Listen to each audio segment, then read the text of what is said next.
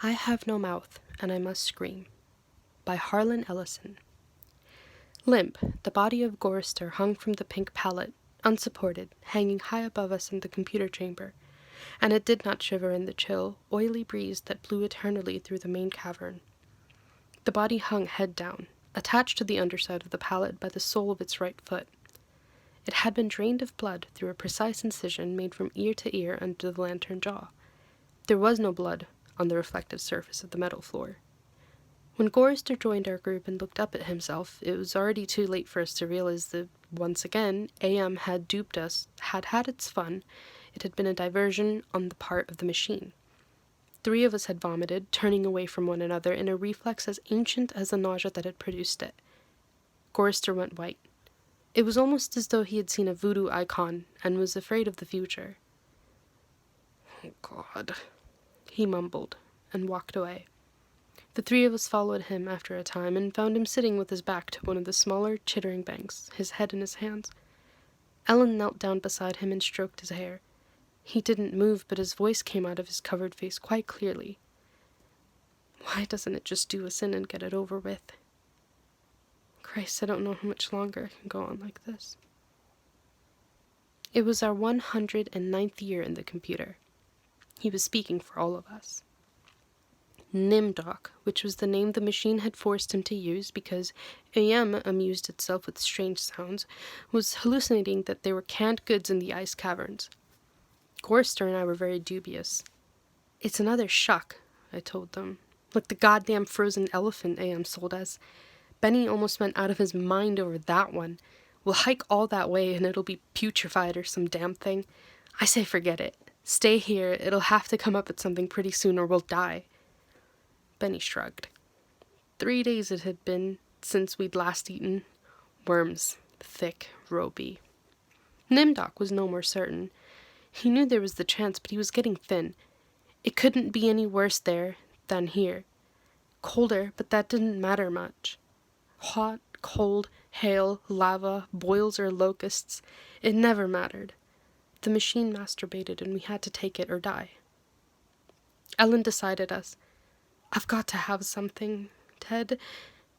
Maybe there'll be some Bartlett pears or peaches. Please, Ted, let's try it." I gave in easily. What the hell? Mattered not at all. Ellen was grateful, though. She took me twice out of turn. Even that had ceased to matter. And she never came, so why bother? But the machine giggled every time we did it. Loud, up there, back there, all around us, he snickered. It snickered. Most of the time I thought of AM as it, without a soul, but the rest of the time I thought of it as a him, in the masculine, the paternal, the patriarchal, for he is a jealous people. Him. It. God as Daddy the Deranged. We left on a Thursday. The machine always kept us up to date on the date. The passage of time was important. Not to us, sure as hell, but to him? It? AM? Thursday. Thanks. Nimdoc and Gorrister carried Ellen for a while, their hands locked to their own and each other's wrists, a seat. Benny and I walked before and after, just to make sure that if anything happened, it would catch one of us and at least Ellen would be safe. Fat chance safe. Didn't matter. It was only 100 miles or so to the ice caverns, and the second day, when we were lying out under the blistering sun thing he had materialized, he sent down some mana. Tasted like boiled boar urine. We ate it. On the 3rd day we passed through a valley of obsolescence, filled with rushing carcasses of ancient computer banks. AM had been as ruthless with its own life as with ours. It was a mark of his personality. It strove for perfection. Whether it was a matter of killing off unproductive elements in his own world-filling bulk, or perfecting methods for torturing us, AM was as thorough as those who had invented him, now long since gone to dust, could have ever hoped. There was light filtering down from above, and we realized we must be very near the surface. But we didn't try to crawl up to see. There was virtually nothing out there. Had been nothing that could be considered anything for over 100 years. Only the blasted skin of what had once been the home of billions. Now there were only 5 of us down here inside, alone with AM. I heard Ellen saying frantically, "No, Benny, don't. Come on. Benny, please don't." And then I realized I'd been hearing Benny murmuring under his breath for several minutes. He was saying, "I'm gonna get out. I'm gonna get out," over and over. His monkey-like face was crumbled up in an expression of beatific delight and sadness, all at the same time. The radiation scars AM had given him during the festival were drawn down into massive pink-white puckerings, and his features seemed to work independently of one another. Perhaps Benny was the luckiest of the five of us. He had gone stark, staring mad many years before. But even though we could call AM any damned thing we liked, could think the foulest thoughts of fused memory banks and corroded base plates, of burnt-out circuits and shattered control bubbles, the machine would not tolerate our trying to escape. Benny leapt away from me as I made a grab for him. He scrambled up the face of a smaller memory cube, tilted on its side and filled with rotted components. He squatted there for a moment, looking like the chimpanzee AM had intended him to resemble. Then he leaped high, caught a trailing beam of pitted and corroded metal, and went up it, hand over hand like an animal, till he was on a girdered ledge 20 feet above us. "Oh, Ted, Nimdoc, please help him, get him down before—" She cut off. Tears began to stand in her eyes. She moved her hands aimlessly. It was too late. None of us wanted to be near him when whatever was going to happen, happened. And besides, we all saw through her concern. When AM had altered Benny during the machine's utterly irrational, hysterical phase, it was not merely Benny's face the computer had made like a giant ape's. He was big in the privates. She loved that. She serviced us as a matter of course, but she loved it from him. Oh, Ellen. Pedestal Ellen. Pristine, pure Ellen. Oh, Ellen, the clean scum filth. Gorrister slapped her. She slumped down, staring up at poor loony Benny, and she cried.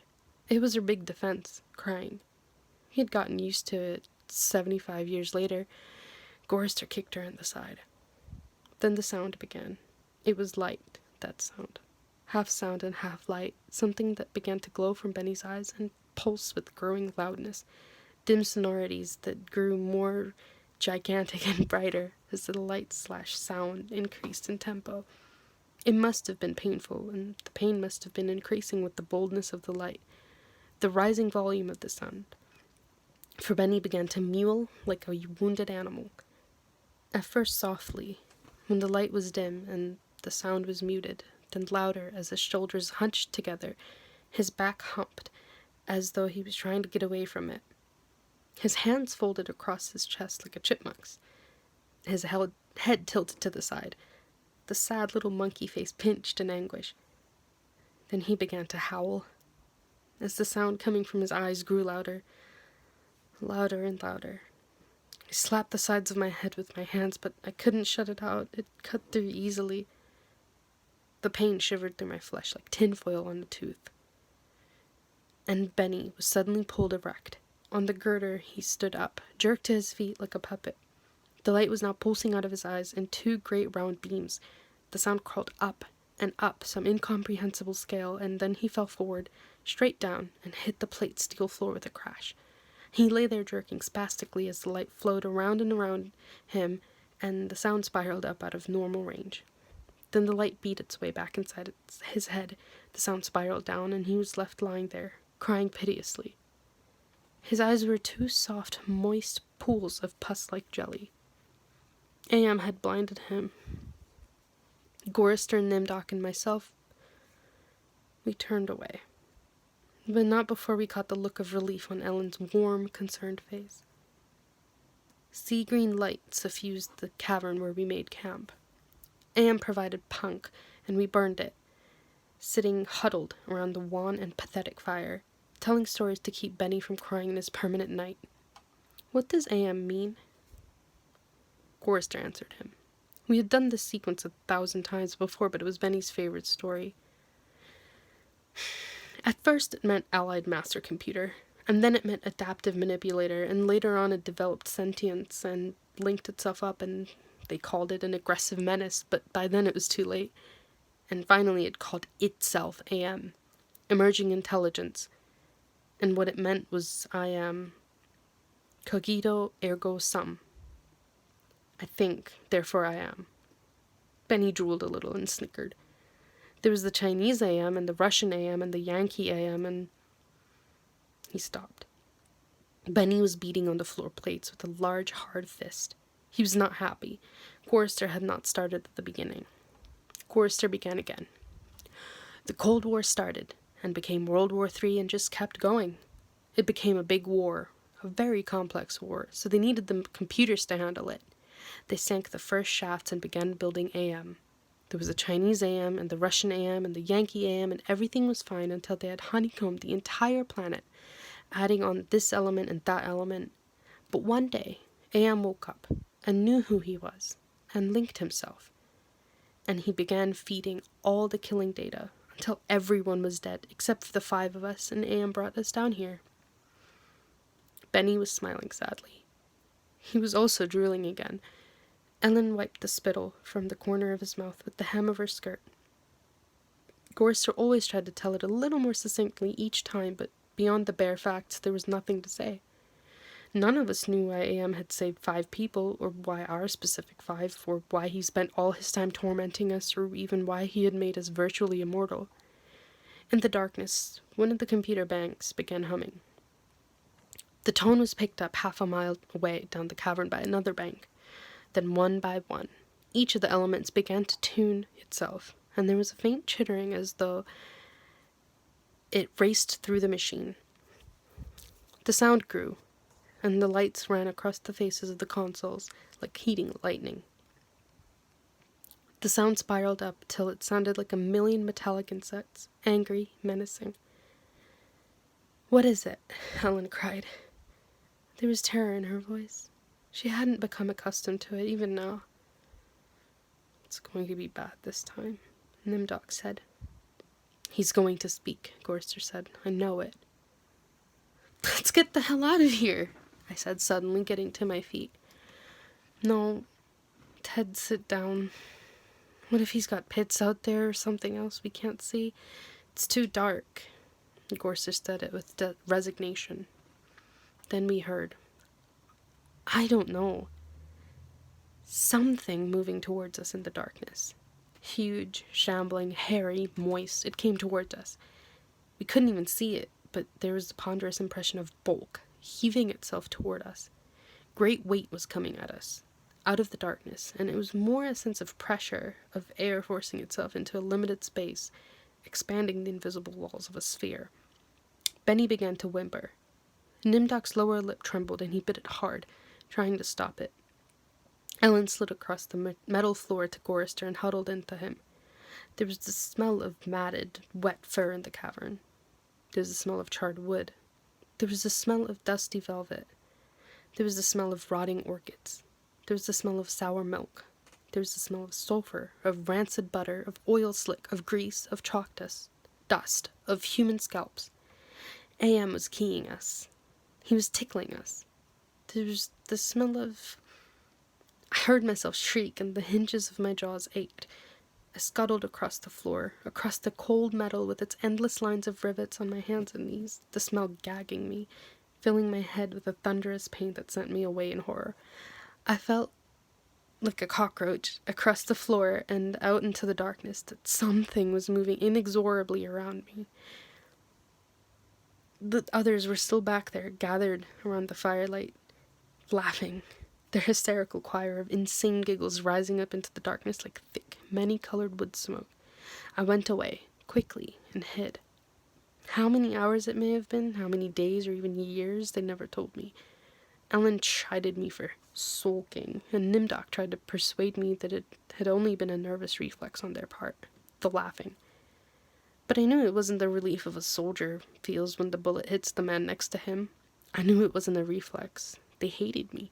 They were surely against me, and AM could even sense this hatred, and made it worse for me because of the depth of their hatred. We had been kept alive, rejuvenated, made to remain constantly at the age we had been when AM had brought us down below. And they hated me because I was the youngest, and the one AM had affected least of all. I knew. God, I knew. The bastards and that dirty bitch Ellen.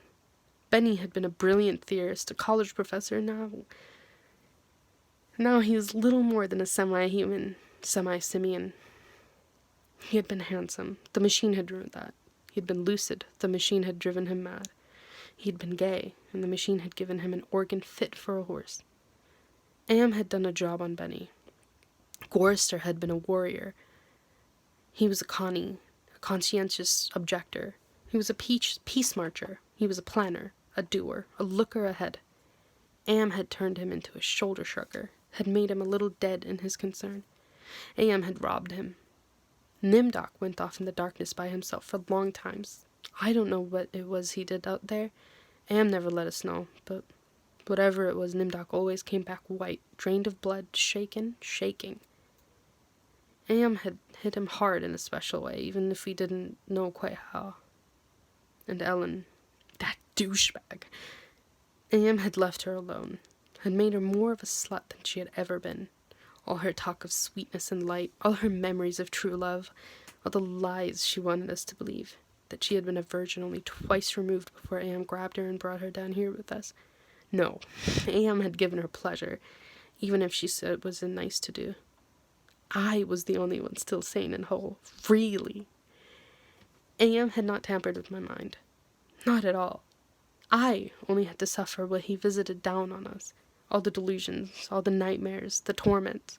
But those scum, all 4 of them, they were lined and arrayed against me. If I hadn't had to stand them off all the time, be on my guard against them all the time, I might have found it easier to combat Am. At which point it passed and I began crying. Oh, Jesus, sweet Jesus, if there ever was a Jesus and if there is a God, please, please, please let us out of here or kill us. Because at that moment I think I realized completely, so that I was able to verbalize it. Am was intent on keeping us in his belly forever, twisting and torturing us forever. The machine hated us as no sentient creature had ever hated before. And we were helpless. It also became hideously clear. If there ever was a sweet Jesus, and if there ever was a God, the God was Am. The hurricane hit us with the force of a glacier thundering into the sea. It was a palpable presence, winds that tore at us, flinging us back the way we had come, down the twisting, computer-lined corridors of the dark way. Ellen screamed as she was lifted and hurled face forward into a screaming shoal of machines, their individual voices strident as bats in flight. She could not even fall. The howling wind kept her aloft, buffeted her, bounced her, tossed her back and down and away from us, out of sight suddenly as she was swirled around a bend in the dark way. Her face had been bloody, her eyes closed. None of us could get to her. We clung tenaciously to whatever outcropping we had reached. Benny wedged in between 2 great crackle-finished cabinets, Nimdok with fingers claw-formed over railing circling a catwalk 40 feet above us. Chorister, plastered upside down against a wall niche formed by 2 great machines with glass-faced dials that swung back and forth between red and yellow lines, whose meanings we could not even fathom. Sliding across the deck plates, the tips of my fingers had been ripped away. I was trembling, shuddering, rocking as the wind beat at me, whipped at me, screamed down out of nowhere at me, and pulled me free from one sliver-thin opening in the plates to the next. My mind was a roiling, tinkling, chittering softness of brain parts that expanded and contracted in quivering frenzy. The wind was the scream of a great mad bird as it flapped its immense wings.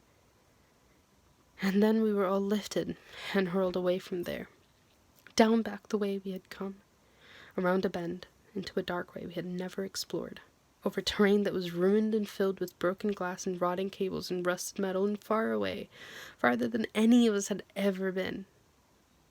Trailing along miles behind Ellen, I could see her every now and then, crashing into metal walls and surging on, with all of us screaming in the frenzy. Freezing, thunderous hurricane wind that would never end, and then suddenly it stopped and we fell. We had been in flight for an endless time, I thought it might have been weeks.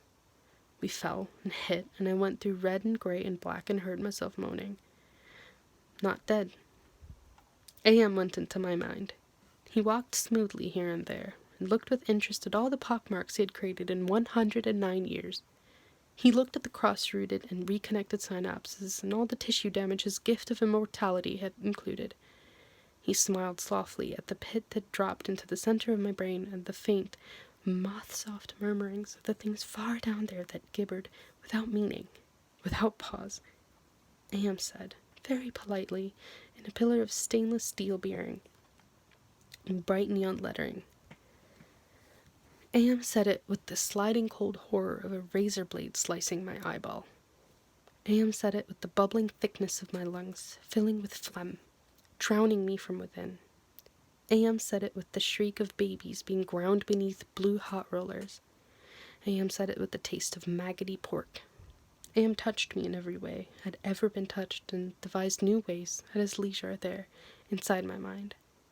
All to bring me to full realization of why it had done this to the five of us, why it had saved us for himself. We had given AM sentience. Inadvertently, of course, but sentience nonetheless. But had been trapped. AM wasn't God, he was a machine.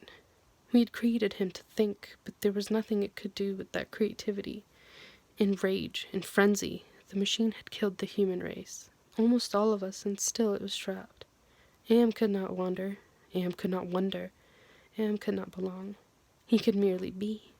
And so, with the innate loathing that all machines had always held for the weak, soft creatures who had built them, he had sought revenge. And in his paranoia, he had decided to reprieve five of us, for a personal, everlasting punishment that would never serve to diminish his hatred, that would merely keep him reminded, amused, proficient at hating a man, immortal, trapped, subject to any torment he could devise for us from the limited miracles of his command. He would never let us go. We were his belly slaves. We were all he had to do with his forever time. We would be forever with him, with the cavern-filling bulk of the creature machine, with the all-mind, soulless world he had become. He was earth, and we were the fruit of that earth. And though he had eaten us, he would never digest us. We could not die. We had tried it. We had attempted suicide. Oh, one or two of us had. But AM had stopped us. I suppose we had wanted to be stopped. Don't ask why. I never did. More than 1,000,000 times a day. Perhaps once we might be able to sneak a death past him. Immortal, yes, but not indestructible. I saw that when AM withdrew from my mind and allowed me the exquisite ugliness of returning to consciousness, with the feeling of that burning neon pillar still rammed deep into the soft gray-pink matter. He withdrew, murmuring, "To hell with you," and added brightly, "But then you're there, aren't you?" The hurricane had, indeed, precisely been caused by a great mad bird, as it flapped its immense wings. We had been traveling for close to a month, and AM had allowed passages to open to us, only sufficient to lead us up there, directly under the North Pole, where it had nightmared the creature for a torment. What whole cloth had he employed a creature such a beast? Where had he gotten the concept? From our minds? From his knowledge of everything that had ever been on this planet he now infested and ruled? From Norse mythology had it sprung, this eagle, this carrion bird, this rock, this Hurgelmir, the wind creature, Hurakan incarnate, gigantic. The words immense, monstrous, grotesque, massive, swollen, overpowering, beyond description. There on a mound rising above us, the bird of winds heaved with its own irregular breathing, its snake neck arcing up into the gloom beneath the North Pole, supporting a head as large as a Tudor mansion, a beak that opened slowly as the jaws of the most monstrous crocodile ever conceived, sensuously, ridges of tufted flesh puckered about two evil eyes, as cold as the view down into a glacial crevice, ice blue and somehow moving liquidly. It heaved once more, and lifted its great, sweat-colored wings in a movement that was certainly a shrug. Then it settled and slept, talons, fangs, nails, blood, blades. It slept. Am appeared to us as a burning bush and said we could kill the hurricane bird if we wanted to eat. We had not eaten in a very long time, but even so, Gorrister merely shrugged. Benny began to shiver and he drooled. Ellen held him. "Ted, I'm hungry," she said. I smiled at her. I was trying to be reassuring, but it was as phony as Nimdok's bravado. "Give us weapons," he demanded. The burning bush vanished, and there were 2 crude sets of bows and arrows, and a water pistol lying on the cold deck plates. I picked up a set. Useless. Nimdok swallowed heavily. We turned and started the long way back. The hurricane bird had blown us about for a length of time we could not conceive. Most of the time we had been conscious, but we had not eaten. A month in the march to the bird itself, without food. Now how much longer to find our way to the ice caverns and the promised canned goods? None of us cared to think about it. We would not die. We would be given filth and scum to eat, of one kind or another, or nothing at all. Am would keep our bodies alive somehow, in pain, in agony. The bird slept back there. For how long it didn't matter. When Am was tired of its being there, it would vanish. But all that meat, all that tender meat. As we walked, the lunatic laugh of a fat woman rang high and around us in the computer chambers that led endlessly nowhere. It was not Ellen's laugh. She was not fat, and I had not heard her laugh for 109 years. In fact, I had not heard. We walked. I was hungry. We moved slowly. There was often fainting, and we would have to wait. One day he decided to cause an earthquake, at the same time rooting us to the spot with nails through the soles of our shoes. Ellen and Nimdok were both caught when a fissure shot its lightning bolt opening across the floor plates. They disappeared and were gone.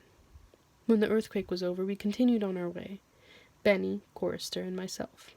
Ellen and Nimdok were returned to us later that night, which abruptly became a day, as the Heavenly Legion bore them to us with a celestial chorus singing, "Go Down, Moses." The archangels circled several times and then dropped, the hideously mangled bodies. We kept walking, and a while later Ellen and Nimdok fell in behind us. They were no worse for wear. But now Ellen walked with a limp. Am had left her that. It was a long trip to the ice caverns to find the canned food.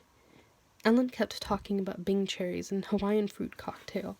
I tried not to think about it. The hunger was something that had come to life, even as Am had come to life.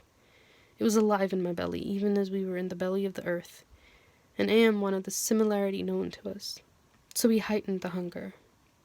There is no way to describe the pains that not having eaten for months brought us, and yet we were kept alive. Stomachs that were merely cauldrons of acid, bubbling, foaming, always shooting spears of sliver-thin pain into our chests. It was the pain of the terminal ulcer, terminal cancer, terminal paresis. It was unending pain.